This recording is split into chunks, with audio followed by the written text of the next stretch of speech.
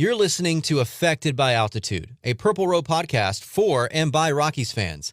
Thank you for joining us as we discuss all things baseball and Colorado Rockies. Hello and welcome to another edition of Affected by Altitude, our little Rockies podcast here, keeping things going as spring training is underway. I am your host, Skyler Timmons, this week, and joined with me again is my partner in crime here, Evan Lang. Good afternoon, everybody. How's it going? It's going good. I thought you were asking the audience, and I was thinking they can't answer you, Evan. They can answer in the comments. I just hope there's somebody that watches it and then immediately responds when you say that. It's like Blue's Clues. Yeah.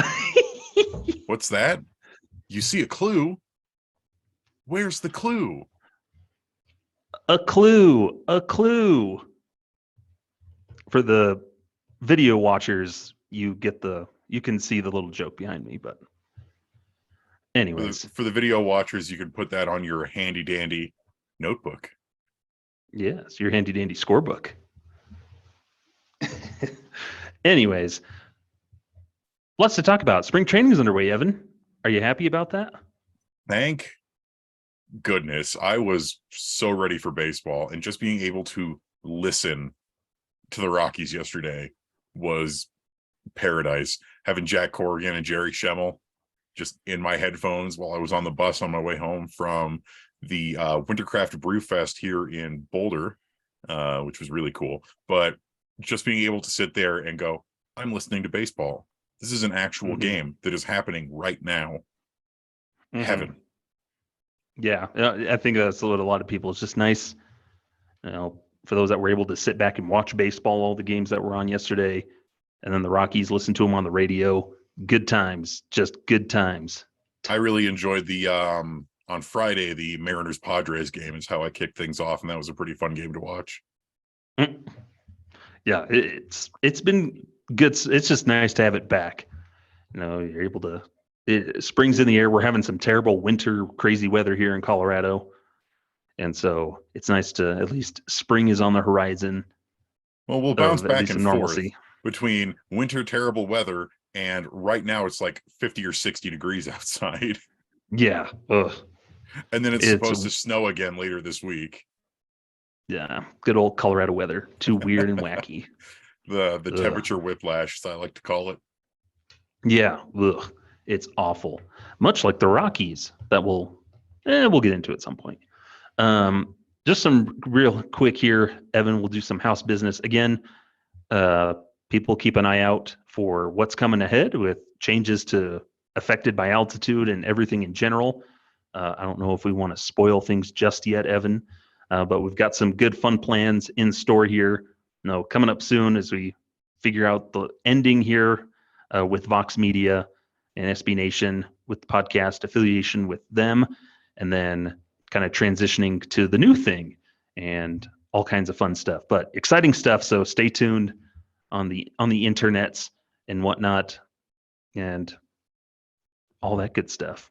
Yeah, we've got a lot planned for you, and hopefully it will result in not only a better Affected by Altitude, but potentially some other fun shows and just a general good product for making content for you guys, which is our number one goal. Yeah, and bringing some goodness to the Rockies community, because I know that's kind of few and far between at the moment. It's very volatile and kind of rough landscape out there. Because of the team we cover and everything. But it is what it is. We'll do our best. It's a lot of fun. I love doing this stuff. This is the closest to like dream job that you can do without getting paid a living wage for it. Dream volunteering. Yeah. But anywho's, let's get into it, Evan. We were talking about the radio here, and that might be the only option here coming pretty soon, or the best option. Regional sports networks are they're going down the toilet. There's the big Bally Sports, like the Diamond Sports group thingy that controls all those Bally Sports. That's kind of filing for bankruptcy here pretty soon, probably. That's going to affect a lot of things. And then Warner Brothers Discovery, that wonderful combination merger that has just done so many good things for Warner Brothers content and stuff. They're pulling back out of the regional sports network business, and that will affect the Rockies because they own AT&T Sportsnet, which is the channel that the Rockies currently operate on. So they will have until the end of March to negotiate a deal to get the TV rights back before Warner Brothers Discovery files for Chapter 7 liquidation stuff, all the fun business stuff. So if you're familiar with business and economics, you'll know more of what we're talking about. So it kind of puts TV status up in the air. And Evan, as in a state that already has a majority of people that can't watch two of their best sports teams, they're going to lose the option to watch another of their sports teams at the moment. Worst case scenario, you're not going to be able to watch 3 of Colorado's 4 major sports. Yeah, it's the brain trust that brought you the hit show Velma on HBO Max has decided that they're just completely pulling out of regional sports networks. And this doesn't just affect the Rockies, it affects the Astros, the Pirates, and somewhat the Seattle Mariners, though not as much because the Mariners own 60% of their broadcasting rights still. Then the Blazers, the Jazz, and the Rockets in the NBA, and the Kraken, the Penguins, and the Golden Knights in the NHL are all broadcasting on AT&T Sportsnet or Root Sports, which is owned by Warner Brothers Discovery.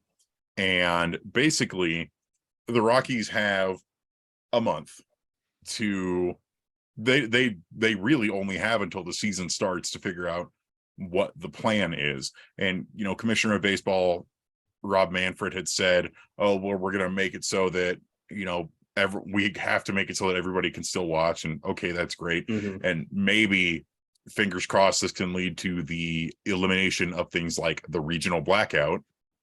But right now, Colorado sports fans are looking at a period of time where they cannot watch the Nuggets, the Avalanche, the Rapids, the Mammoth, and now the Rockies coming up here.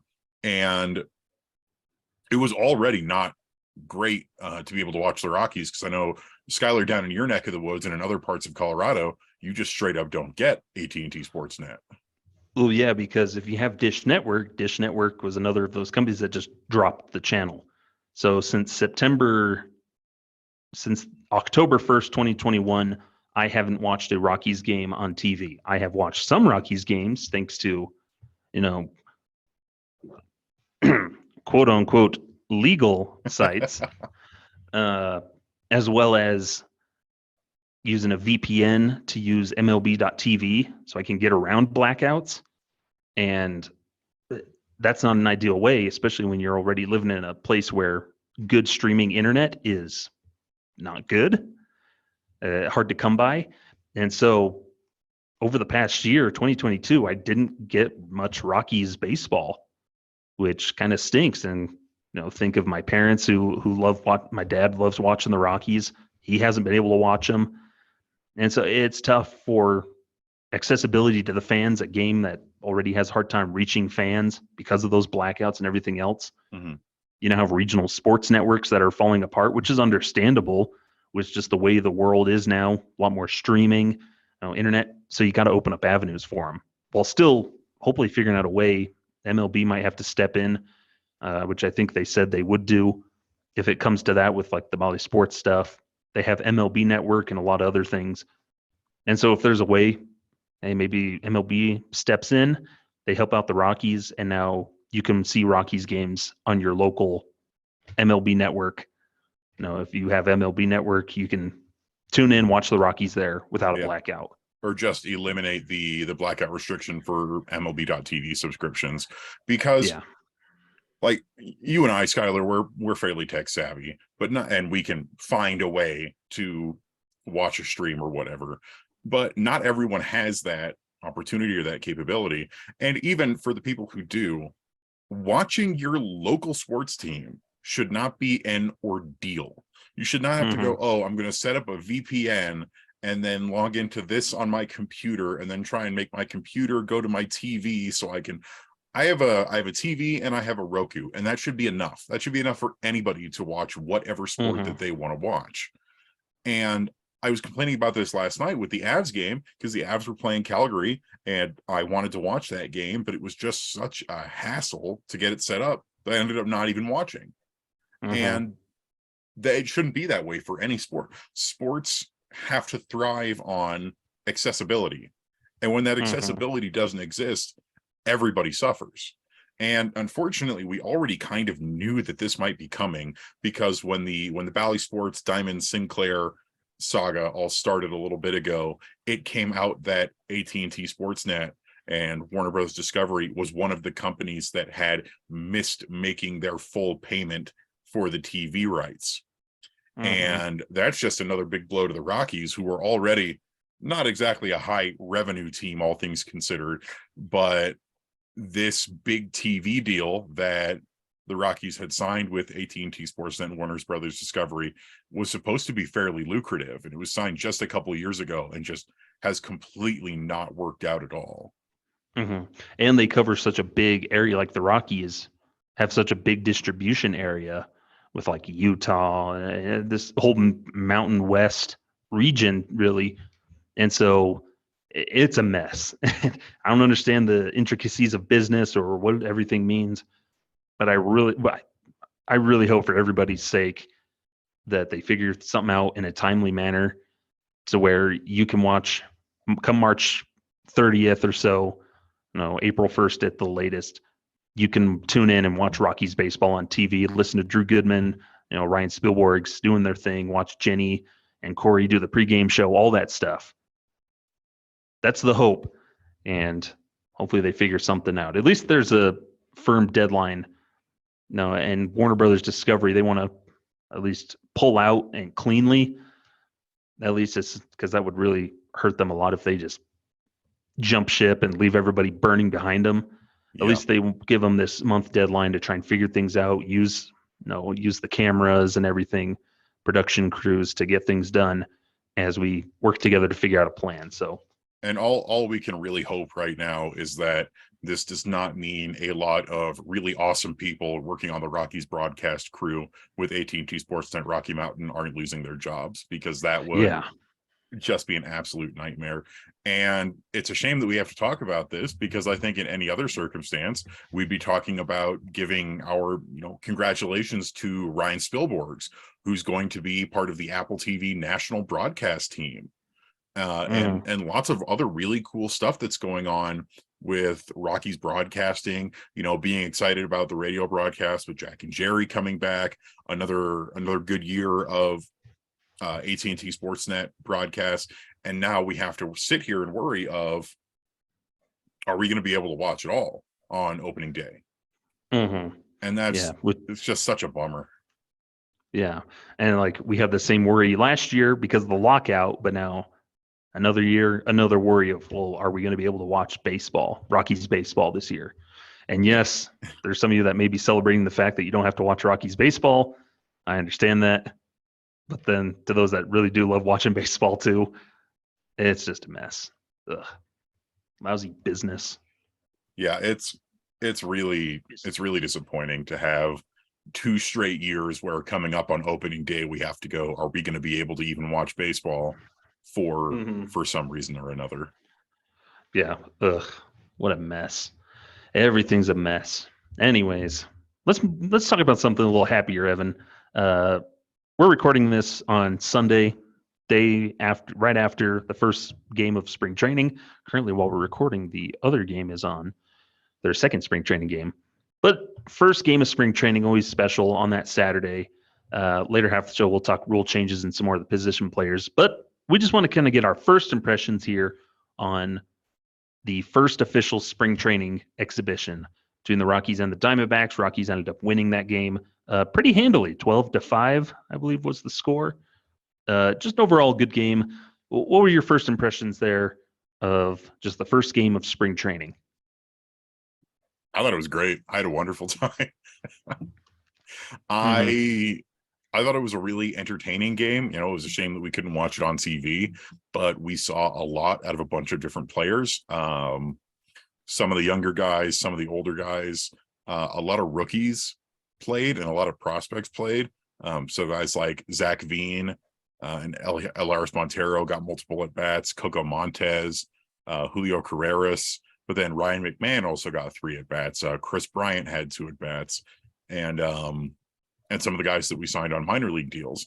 So it was a pretty fun game. I really enjoyed it. The big interesting thing for me was we saw a lot of different pitchers come in, and everybody had a various amount of innings. You had Noah Davis with the start. Noah had an inning and a inning 2/3 of work. He gave up 3 hits. He walked 3 batters, but only gave up 1 earned run. So not an amazing start for him, but not the worst, especially when this is, the first start of spring training and there's still a lot to go. We had solid outings from guys like Ty Block.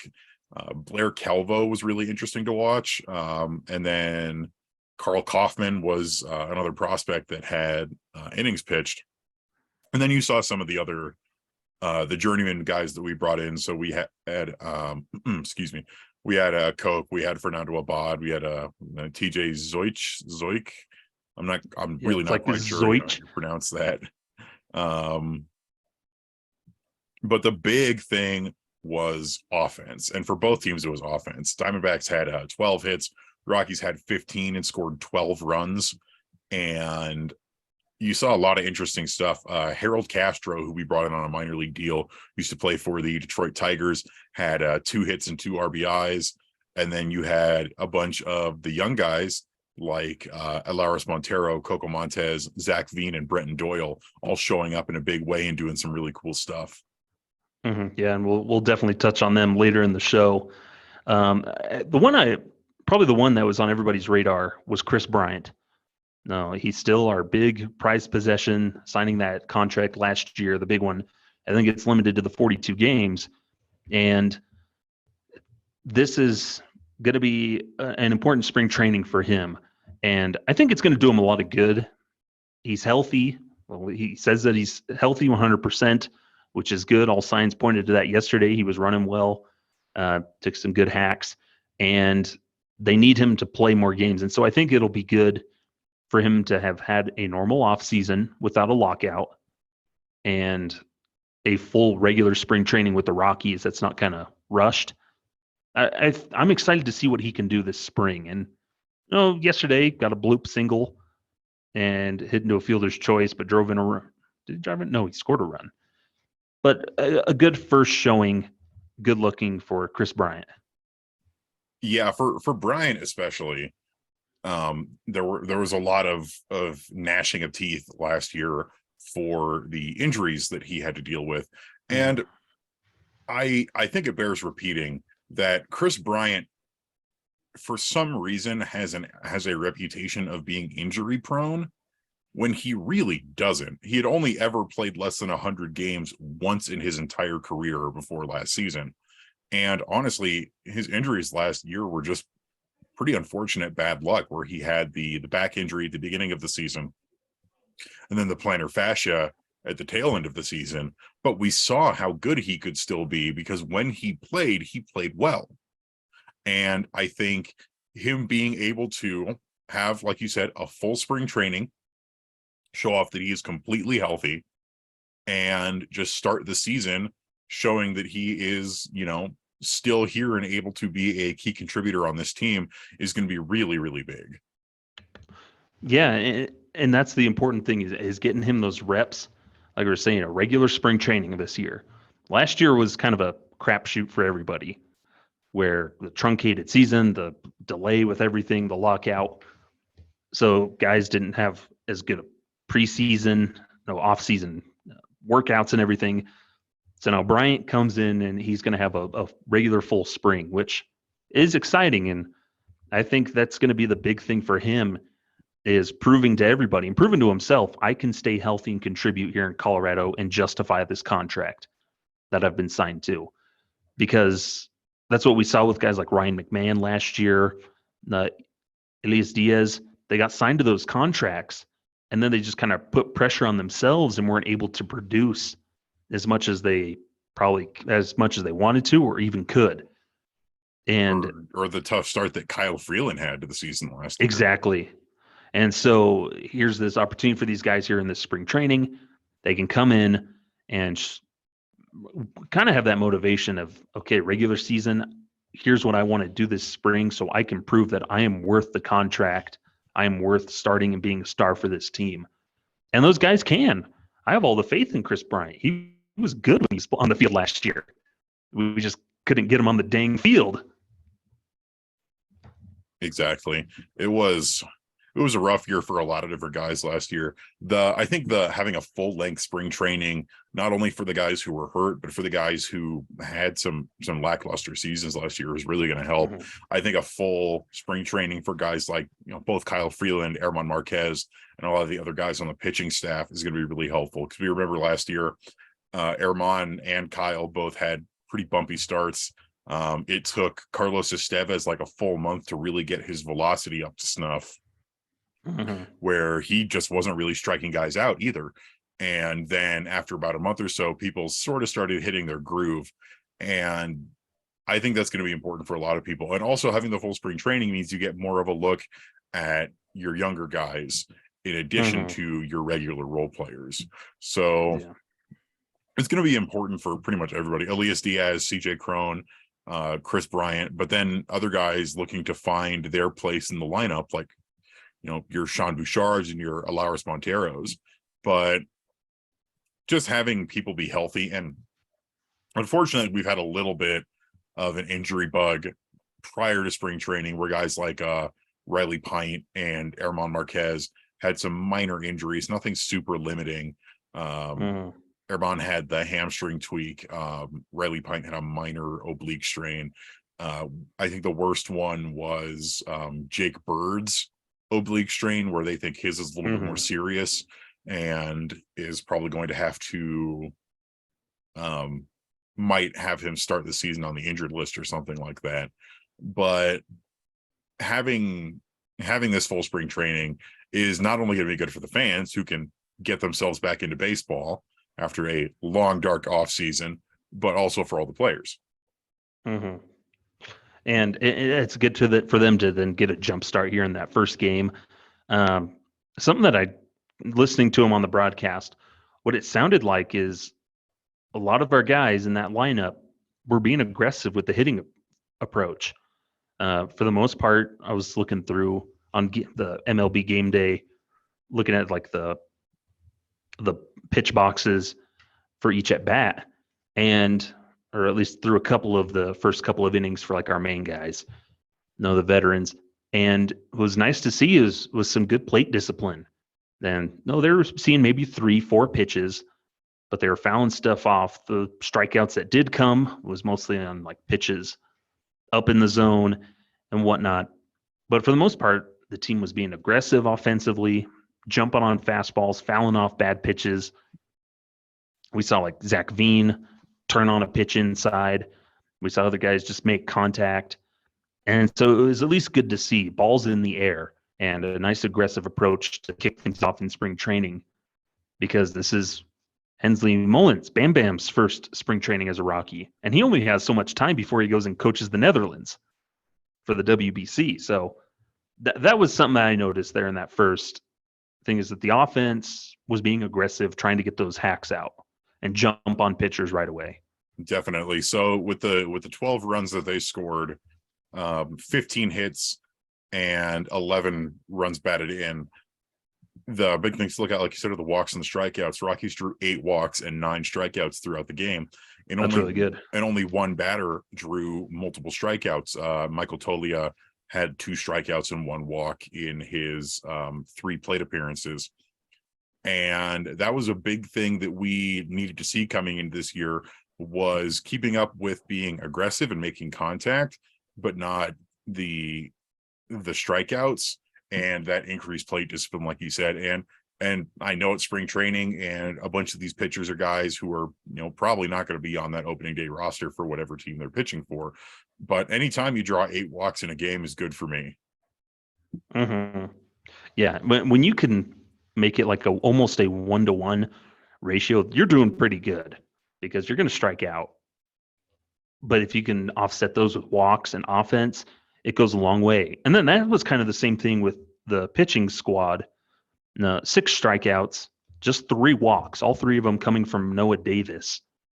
The rest of everybody else that pitched yesterday in that first game didn't allow a walk. We had, I think it's, we're going to figure out how to say his name. I heard him say yesterday it's Zoik, because I remember I was going to make a Scooby-Doo joke of like Zoink Scooby. But so I think his name's Zoik, TJ Zoik, something like that. But he gave up 3 hits, and Blair Calvo gave up 3 hits. Everybody else, aside from Noah Davis, who also gave up 3 hits, everybody else 1 or less. And most everybody had at least 1 strikeout, with Matt Cook at the end coming up with 2 strikeouts. So a good first showing from that first batch of pitchers. And I think that's what we're going to be watching for this spring as well, is how is pitching going to look? Can the Rockies start getting more strikeouts, less walks, instead of just living and dying on the ground ball? Yeah, one of the big things for me was Carl Kaufman in his 1 inning of work gave up 1 hit and an unearned run, but did not walk any batters. And that's a big thing that he needs to demonstrate going into this year, because his walk rate was pretty bad last year. He suffered pretty bad from control issues as he had his first, mostly full season in AAA Albuquerque. And so what you need to see from him is the adjustments being made in him not walking as many batters. And I know it's only 1 inning, but the fact that almost nobody yesterday in that pitching lineup walked anybody except for Noah Davis is exactly what you want to see. And I know we have a lot of spring training ahead of us, but you got to look for the positives where you can here. And it's definitely going to be interesting to look at and see how some of these pitchers develop as we go along, especially with things like the rule changes and the pitch clock, and just overall what this Rockies pitching staff is going to look like as we move into the actual season. So here's something interesting that I was just looking at, counting from that first box score. So it's the first game. You can take all spring training games with a grain of salt until you get closer and iron out your roster. But a good development that I hope they keep going, the Rockies hit 6 ground balls yesterday in their first game. They hit 6. Their pitching staff induced 12. So hopefully that's a trend that can keep going, where even looking at the ratio of groundouts to flyouts, the Rockies didn't have that many flyouts either. So that's telling us they're hitting line drives and things of that nature, finding hits that way. I would really like to not be the worst ground ball team in the league again. Yeah, we don't need that banner to hang up again. That's the opening day ceremony. We're going to hang that banner of Ground Ball Champs 2022. Ground Ball Champs 2022. We had multiple players with some of the highest ground ball rates in the league. We had the highest ground ball rate in the league as a team last year. And it was one of those things that we joked about of, Brendan Rodgers had a pretty good season last year. Imagine how much better his season would have been if he wasn't hitting the ball into the dirt like 54% of the time. Yeah. So many things be changed. And a new hitting staff, new kind of names, R&D department, things behind the scenes that hopefully can figure out how to hit on the road and just hit in general. Line drives, I'll take those. Anything that's not a ground ball. You avoid those 2 things, you're doing A-okay. Definitely. Well, hopefully. Fingers crossed. But yeah, so spring training underway. It's going to be exciting to see how things pan out over the course of the month. But first impressions, it's always good first game of the season to come out with a W, even though it's kind of a empty, meaningless W. It's still a W nonetheless, and that's got to feel good for the players and as the fans, and at least instill some sort of hope or at least some optimism as much as you can have. Definitely. And speaking of walks here, I've got the play-by-play for the current game, and Ezekiel Tovar in his first at bat draws a walk. Attaboy. So yeah, that's going to be the thing, is cutting down on getting better plate discipline and making quality contact, better plate approach. So if Bam Bam can help the team figure out how to do that, more power to him. He's going to be the MVP this year. Oh, especially with the rookies. If we can get Yeah. good plate discipline instilled in the rookies early on, that's exactly what you want. Yeah. So there's a lot riding on that offense. All eyes here on the spring of how everything develops and whatnot. But we're going to go ahead and take a quick break here.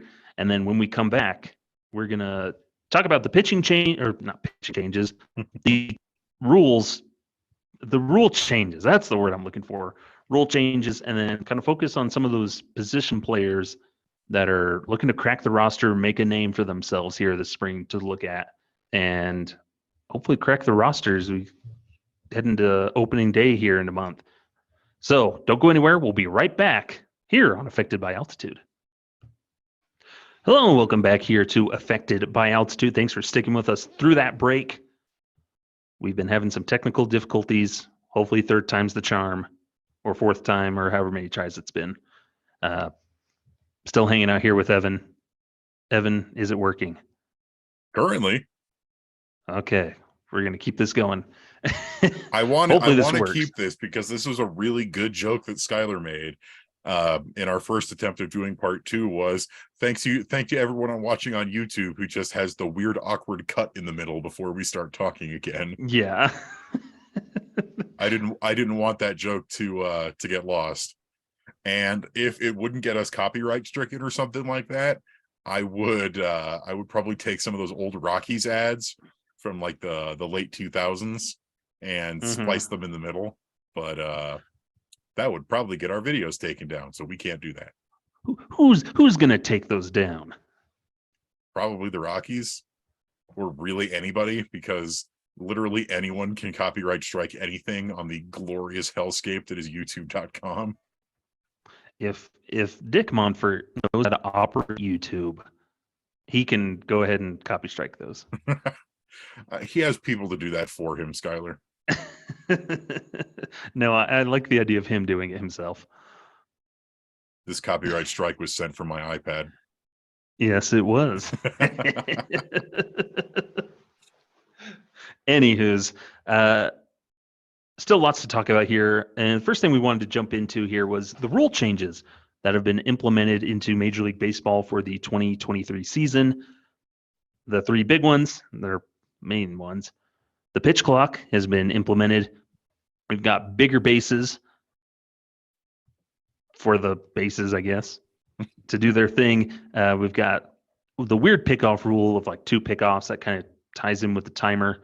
And then we've got the shift ban, where there's no longer the extreme shifts anymore. And first weekend here of games, we've kind of seen them implemented now and kind of see them in action. We've seen them in the minor leagues. You've followed them a lot, Evan, down in the minors. You've watched quite a few games and everything. But there's still kind of a lot of debate about everything that's being implemented. Traditionalists, people that aren't liking the changes to the game and everything. But the name of the game has mostly been more offense, more action in a shorter amount of time, even if it's just shaving off half an hour. So that first weekend, these first couple of games, what's been your, I guess, takeaway your takeaway on these impression? That's the word I'm looking for. Impressions of these new rule changes. The one that I was always on board with from the start was the bigger bases, especially at first base. And in a lot of the broadcasts, there's been a lot of, I would say, hyperbolic complaining about the new base. It's as big as a large pizza ball. They're not. They're bigger. They're noticeably bigger, but they're not that big. And I think the reasoning for the bigger bases is good reasoning, where especially at first base, you are preventing collisions between the runner and the first baseman. And for stealing, you're also trying to prevent collisions. It's, I think, going to be good from a player safety standpoint. Do I think it's perfect? Who knows? But this is the one that I was on board with from the start, because I think it's ridiculous as you try and leg out a single that you can collide with the first baseman and then injure yourself, and it wrecks your season and your team's season, when just having a little bit of extra base there for you and the first baseman to share is going to go a long way, I think, in a player safety standpoint. But there's been lots of hyperbole about that throughout the weekend so far. I think people are going to get used to it. The one that I think is going to be the toughest, it's the pitch clock. Now there's been a pitch clock implemented in the minor leagues for a little bit now, and it's been working fairly well. But at the major league level, you've got players who are not used to it. You've got umpires who are not used to it. And we've already seen it be a little all over the place so far this weekend. Particularly we had in the Braves Red Sox game last night, where bases loaded, bottom of the ninth, Cal Conley thinks he's got ball 4, and he gets called out on a pitch clock violation, and the game is over and it ends in a tie. So it's weird. And I think the pitch clock is one that's probably going to be messed with and adjusted throughout spring training. That's the good part about having these being tested throughout spring training now. We know that on a fundamental level they work because we've seen them work in the minor leagues, especially with things like we've had the pitch clock, we've had the automated strike zone, which has worked really well in the minor leagues so far. So by the end of March, I think there might be some changes and adjustments to stuff like the pitch clock and the batter's box rules. That's why we've got, the month to go ahead and look at that. The one that I'm not 100% sold on is the new pickoff rules. I think it's a bit too extreme to only basically say you have 2 chances to pick it off, and if you make a third chance and you don't get him, then it's an automatic balk. I think I would give him 3 chances, and then after that, I think that would be a little bit more reasonable. But I can understand where they're coming from, because we've all been watching that game where the pitcher goes to first like 8 times in an at-bat. Zach Gallen. And you just want to hop the wall onto the field and grab him by the shoulders and shake him and be like, throw to the batter, throw the ball to the plate. But I don't know, it'll be interesting. We've seen already a couple violations on the side of the batter now. On Friday against the Mariners, Manny Machado took too long to get into the batter's box and had a first strike call due to that violation. Then we had the thing with Cal Conley last night. There's going to be a whole lot of adjustment. Obviously, things aren't perfect, and I don't think there is any way for everybody to be made happy by any rule changes. But overall, I really don't think they're going to be that bad. And we have seen the results of these pace of play changes in the first 19 spring training games of Major League Baseball this year. According to Travis Sawchik of The Score, the average time was 2 hours and 36 minutes, which is decently shorter here. Through the first 23 games, he's saying it's been about 2 hours and 33 minutes. The first 10 spring training games of last year were 2 hours and 56 minutes. So they've shaved about 20 minutes off of the games here so far. And the first couple games of spring training were like 154 minutes, 135 minutes, 159, 151. The 2 longest games were both at 186 minutes so far. So you can see that it's working. Like the goal of Major League Baseball, and specifically Commissioner Rob Manfred here, was to increase the pace of play and make games shorter, because we all have that casual fan in our life, or the person who doesn't really like baseball. When asked why, they go, well, it's because the games are so long and so slow. That's the that's the kind of people that Manfred is targeting with these rule changes, not the diehards like us who will, be watching regardless. So it's I'm really interested to see what the overall consensus is on these rule changes at the end of the season. Yeah, and as much as a diehard as I am, I don't mind the games being shorter.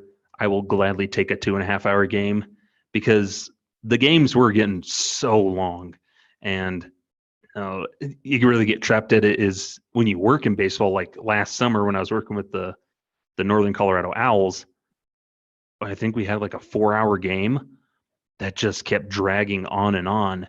And no, when you're working it, I have no escape. I can't just get up and leave. I can't change the channel. I am stuck there. I think I remember when you were talking about that one, because weren't the Owls getting just absolutely crushed as well. Yes, they were getting spanked, and it was and I'm just stuck there having to watch. And pitch clocks, no, they were supposed to be in the Pioneer League because they're a partner league. They're supposed to have pitch clocks that didn't work out last season. They'll have them this year. But man, I never wanted a pitch clock more than when you're sitting there through a 20-3 loss. And getting late at night, it's getting close to like 10 o'clock, and we're in like the 7th inning, and So I'm big on the pitch clock. Like you said, we've seen it in the minor leagues. Those guys are doing with it fine. You're still getting the same, close games, big blowout games, and everything. And so what will be nice is there's such an influx of young guys that have been in the minor leagues within the past couple of years that have exposure to the pitch clock. That's good. We need that. Yeah. It's going to be those veterans, these old guys that have been around forever, those are the ones that are moaning the most. Yeah. Oh, man. It's the vets and it's the umps who are going to have the biggest issue adjusting to them. And I was going to say, go ahead. I agree with you that it's not perfect yet. It definitely needs some adjustments. Like, do you need the pitch timer for when a guy's coming up to the box for the get ready for an at-bat?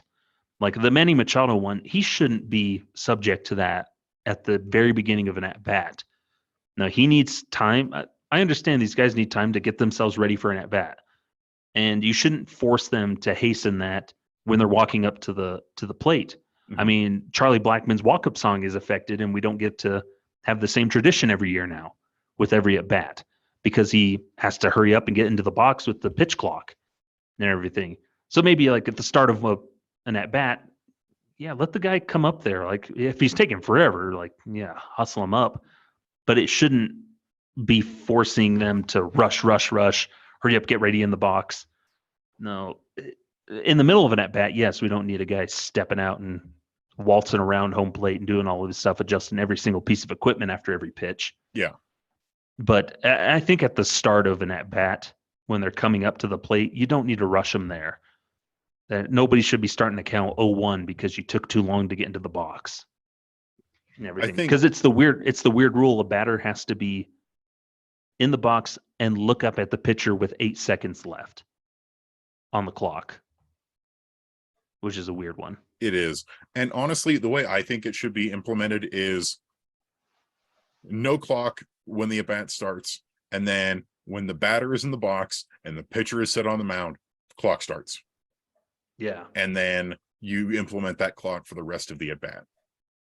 Because I do think it's silly to rush people to get into the box. Now, you have plenty of batters who, like, in between swings will, like, step out of the box for 25 minutes, adjust their gloves, tap their cleats, adjust their gloves again, take a few practice swings, get back into the box. Yeah, you should probably take care of that. But rushing people at the beginning of the at-bat, I think, is going to be detrimental, especially, like you said, with walk-up songs, because that's a big way to get fans into it.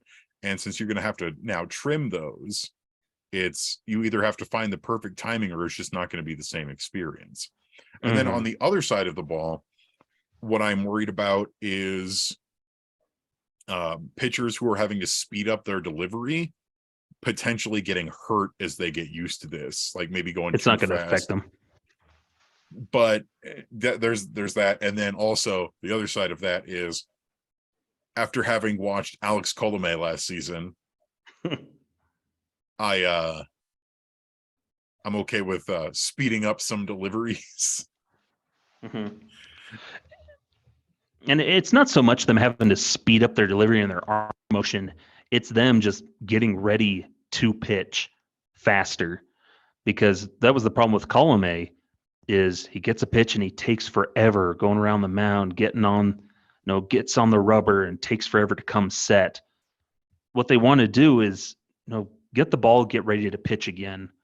You have 15 seconds with nobody on base, and that's more than enough time to get a pitch back and get ready back on the mound.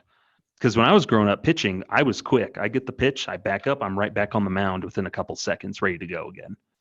So it's not, I don't think it's going to affect anybody. Nobody's going to get injured because of a pitch clock and anything. it's just going to force guys to stop whatever the word is, dilly-dallying around and get ready to play. And and I think it's going to help pitchers more to get into a rhythm and get ready on the mound quicker, because man, Alex Colomé just broke us last year. That first game, when it took him half an hour to get through 4 batters. Like, no, that's unacceptable. I can't think of the last time I had been that frustrated by how slow a pitcher, maybe Jordan Lyles back in the day.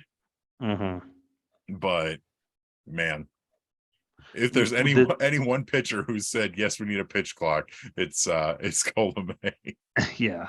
Or what I like was Kenley Jansen, when he saw he saw a graphic on MLB Network or something about the slowest pitchers, and he saw that he was at the top of the list, and he's like, oh man, I got some work to do.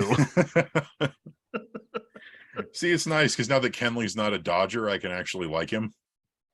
Yeah. And I think what's nice is him seeing that and realizing, oh, maybe I do need to adjust something, because they get into these bad habits and you start taking slower and slower.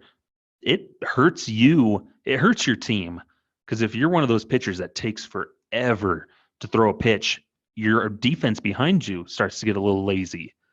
But now that the defense can be engaged, that's going to help with the no shift rule. Guys are going to be engaged, ready to go at all times to make some sweet plays. And so I think the pitch clock, like we said, it still needs adjustment. You don't need to rush a guy into the box to start the at bat. And yeah, they're going to point to the in spring training. Oh, it ended this game. And yeah, it's kind of stupid, but it's also spring training, so the game's meaningless. Yeah. They're going to iron things out. They're going to iron things out with the umpires ready to go for the regular season, where the pitch clock shouldn't be in a situation where it's in a big, high critical situation like that. Oh, strike 3, you're out because you took too long to get in the box. Even though he was in the box, he didn't look at the pitcher. Like, no, as soon as both feet are in that box, that pitcher should be able to throw whenever he wants. Yeah. And it really is like, spring training is a testing ground for players, for rules, for pitches, for all sorts of different things. You cannot care too much about the final outcome of a game in spring training, because remember that these are games where towards the end of the game, both managers can go, nah, I think we're done. Good game. Let's go hit the showers. The only time that the games can end in a tie is spring training. So everybody's getting used to it. I think that's what they need to remember too. Everybody's getting used to it. Umpires, Major League Baseball, seeing how it is.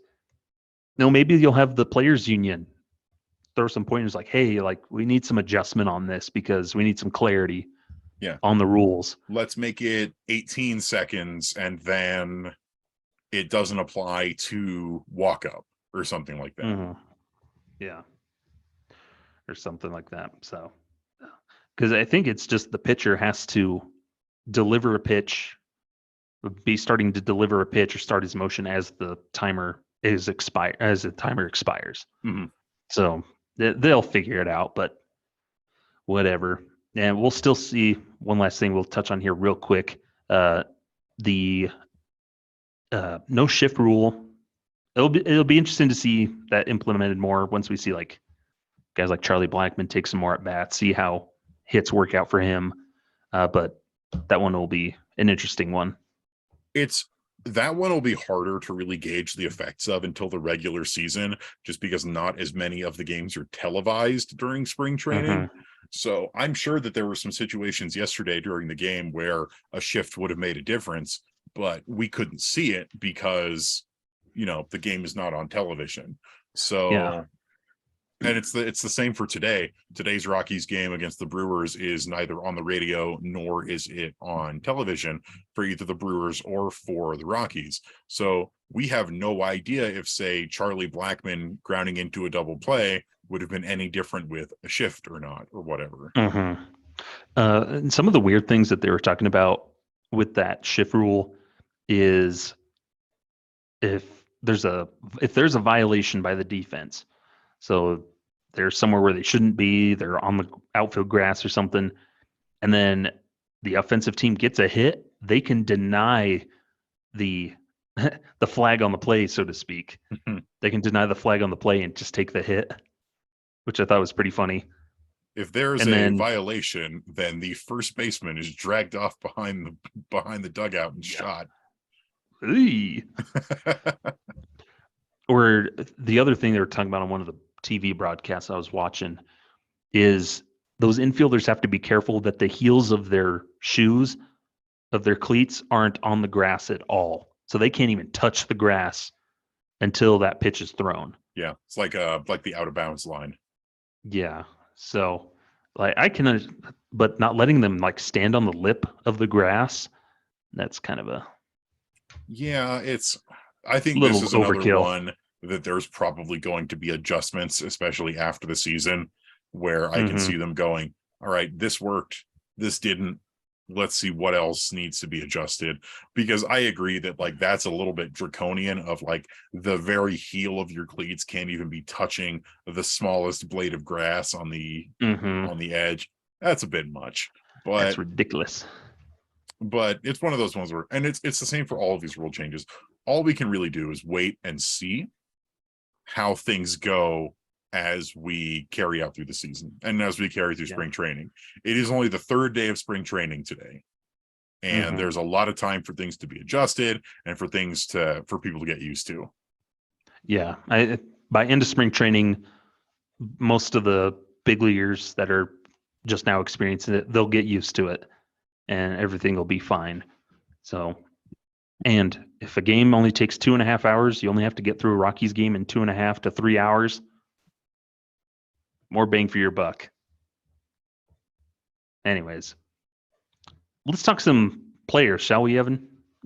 I think we shall. It sounds like a great idea. Okay, so you remember last time we talked all about the pitchers and like non-roster invitees and guys we're looking at.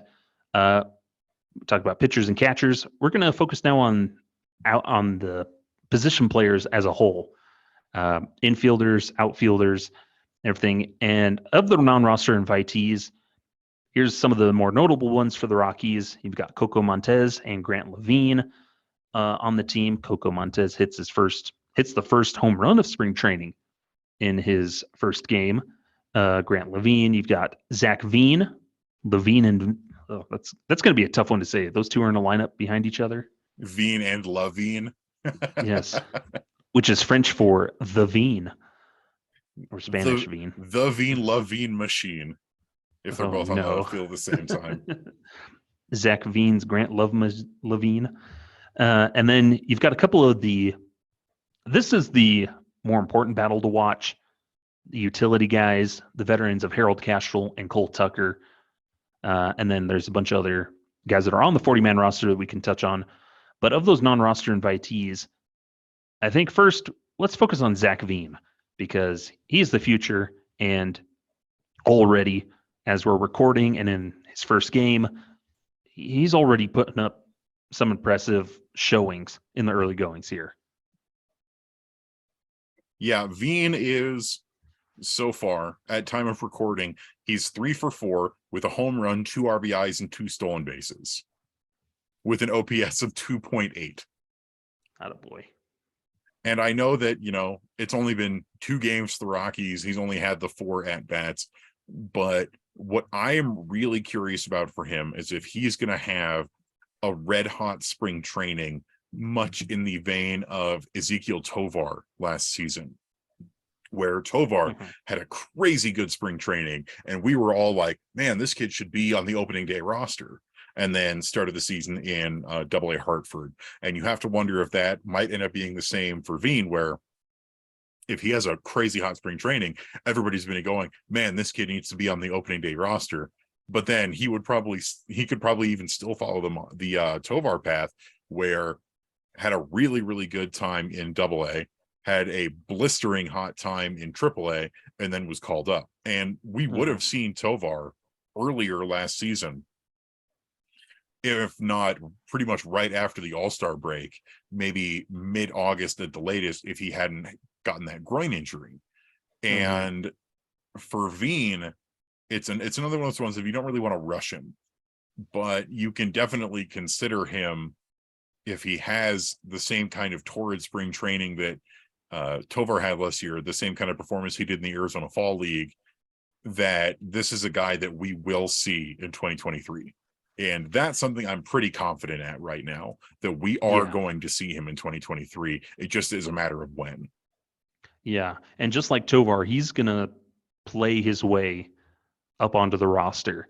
And I think he's going to go start down in AA Hartford. Let him go conquer that beast that banged him up at the end of last season, where he hit under 200. He was talking about how that would have been the first time he'd hit under 200 in like a long, long time. And he's like, I never want to feel that again. And he put on some big boy weight too, coming into spring training. I think it was like 21 pounds of muscle. Yeah, he looks noticeably larger. Zach Veen was once a boy. Now he's a man. Now he's a man. He's a grown man. He's got some that hair on his chest. He has some hair on his upper lip too. It's no longer his puberty mustache. He's got a man mustache. Not quite yet. It's getting there. It looks better than it did last year. But oh boy, that mustache is not ready for prime time yet. But I think he was working with like Brendan Rodgers' personal chef, helped him over the off season, put on that weight and like eat better and everything. But it's good to see here's a kid he's working hard and he wants it. And it's just an exciting time to watch a prospect like this at the moment. And we have big hopes for him to come in and be one of the leaders on that Rockies roster in the future. And so it's nice to see him getting his chance to turn some heads, put up a good impression here in his first big league, or in this spring training here with the big league camp. It's good to see him putting in that effort and dedication and everything. And that's going to pay off dividends for him and everything. And I love seeing a guy like Brendan Rodgers, once the former Rockies top prospect, working with this kid who is now in the shoes that he was in earlier of being that top prospect. He works out with him. He lets him use his personal chef. And, these are two kids from Florida that I really, really like to see. That is a really, really cool, good veteran move of Brendan Rodgers. Yeah. So Zach Veen is the future, and it's going to be exciting. Can't wait to see him, potentially and very likely make his debut at some point this season, because come 2024, there's going to be a spot in the corner outfield, potentially, or even out in center field if they need him to. So he's ready to go, and it's exciting to see. I think somebody asked him what his favorite outfield position was. He's like, well, personally, I like center field, but I'd be lying if I wouldn't say I'm not good at all three of them. So he's showing a lot of confidence recently. And Renee over at Purple Row has written about how the Rockies are trying to get him confident and get him used to being in front of cameras to prepare him for being the face of the franchise. And I think we're seeing that start to pay off here. Especially with him just being the little weirdo that he is, probably with those those little videos that they have on social media with the tiny microphone. I'm really enjoying those though. Yeah, it's just nice to see these guys' personalities. I don't think we're going to see many of like Chris Bryant and some of those more stoic guys on there. But it's just nice to see these younger guys that are in camp, these youngsters. There's the one with like Brian Servin and Ryan McMahon trying to work a Tamagotchi. Oh, I haven't seen that one. So it's just nice to see these guys' personalities. You want to do something for your team. Rockies do have a PR problem a little bit. Yeah. Let us see these players. Let us see these guys' personalities, so we don't just associate with them with, oh, these guys stink as players. Like, no, these are really nice guys, like goofy, funny guys. My favorite clip so far is the one of Jonathan Daza the little microphone going, oh, I just wake up every morning and I feel so sexy. It just made me laugh. And it's like, that's such a big thing for marketing your team, is letting the personalities of these guys shine through. Mm-hmm. Yeah, it's a big one. Let's move on here after Zach Veen, because we're running out of time, Evan. Oh, goodness. Really quickly, this is the utility battle to watch. Harold Castro, Cole Tucker. Harold Castro showed off better bat than Cole Tucker, but Cole Tucker is probably a little bit better defensively overall, but lacks the bat. Of these two, who are you taking to break through on the roster as the super utility? I think it's really tough. My pick would be Castro, just because he does have the better bat. But Tucker is much younger and has more upside, and they both had pretty good games yesterday. Castro went 2 for 3 with 2 RBIs and a double, and then Tucker went 1 for 2. Both pretty solid games. Tucker started out in center field, and Castro started at second base. It's a unique predicament because they are two very different players. Currently I have the needle pointed towards Castro, but if Tucker, proves himself as the guy to go to for that position, then I'm all for it. And then the third guy that you're really looking at for your utility man is Alan Trejo, who is also playing for Team Mexico in the World Baseball Classic, had a pretty good season last year. He's the third of that group that are, one of these guys is going to be your super utility guy. Yeah, and that's going to be the interesting one, because full 40-man roster, Trejo's already on there. So I think he might have a little bit of that inside track. Or, hey, who knows, if it's a long shot, but could be a chance that Trejo gets the opening day starting shortstop job over Tovar or something. Just depend on how their springs turn out here. Yeah, it's not impossible. But I think I'm kind of with you. Castro seems like the type of bat that they would want off of the bench, as opposed to Cole Tucker, who still has to prove that he can hit at the big league level, but he also has the better defensive capabilities of, he started out in center field. Rockies need some center fielders. So that's going to be the interesting one to see, but I'm kind of with you. Harold Castro. Hopefully he works on his base running skills, because he made 2 mistakes in his first game. So always run it out, folks. Always hustle and be smart on the base. They call him Hitting Harold, not Hustling Harold. Yes. That's perfect. Thank you. Oh, goodness. Yeah, but that's the battle that I'm really interested to watch of the non-roster position players, is who's going to get it between Castro and Tucker. With Harold Castro, you get a better bat. Maybe not as good defense, but he's still about as versatile. And with Cole Tucker, you get a switch hitter, defensive capabilities, the potential of the bat, like you said, and Vanessa Hudgens. So it's a close one there. Vanessa Hudgens doing some heavy lifting there for the Cole Tucker category. Mostly because I love the idea of forcing her to sit through a Rockies game. They just got engaged, and as soon as she watches a big blowout at Coors Field, hey, he used to play. She starts questioning things. He used to play for the Pirates. She knows what she's getting into. Yeah, that's true. That's true. Man, that's how you know it's real. I'll sit through a Pittsburgh Pirates game for you. And he played for the Diamondbacks organization. Dang. Hey, nothing but love to Pirates and D-backs fans, but it's been tough times. It's teams that stink can make fun of other teams that stink, because we all stink together. Last guy I want to talk about here really quick before we close, Coco Montez. I know you're big on him, Evan, and shows a good showing in his first appearance in spring training. And another one of those guys that kind of gets forgotten as a middle infielder, but he's still trying to crack through and make a name for himself with the Rockies. I love Coco. I hear he makes a darn good smoothie. Him hitting that first Rockies home run of spring training, and it was a good home run too. You could feel it coming off the bat. He has been really good. He was great in AAA Albuquerque last year. Really good teammate presence. I don't know who he would replace on the current lineup because his major position is middle infield. Tovar's all obviously got the fast track to shortstop, and second base is Brendan Rodgers' position.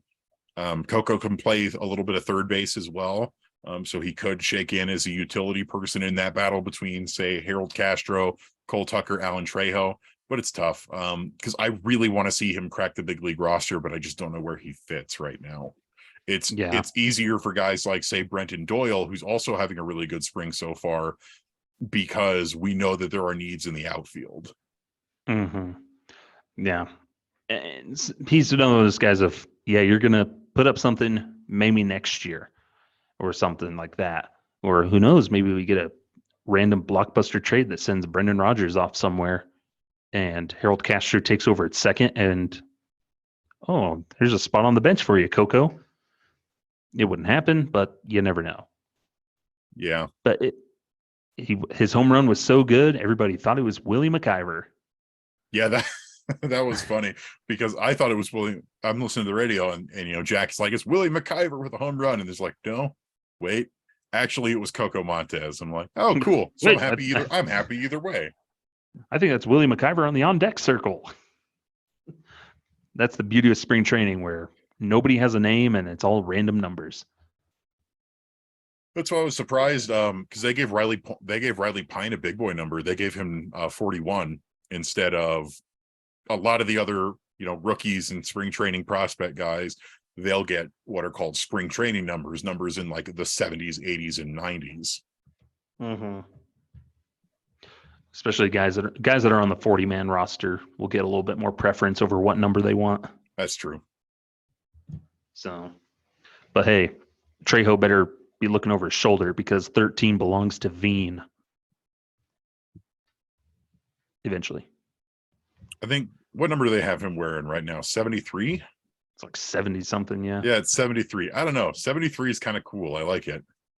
Nah, 13. Give him 13 because that's my number. Give him 27. Somebody's got to take 27 eventually.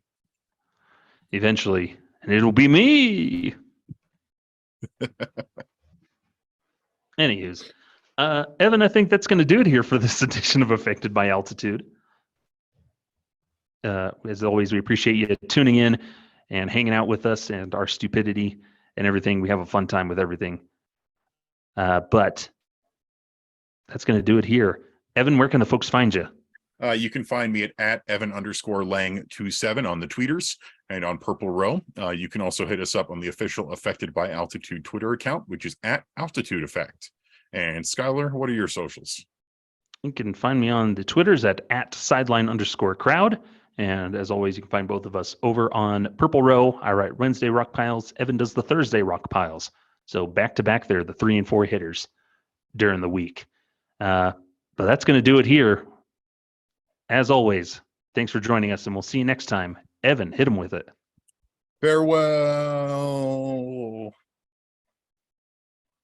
Special little bit for the video only people there. I made a gesture with my hand.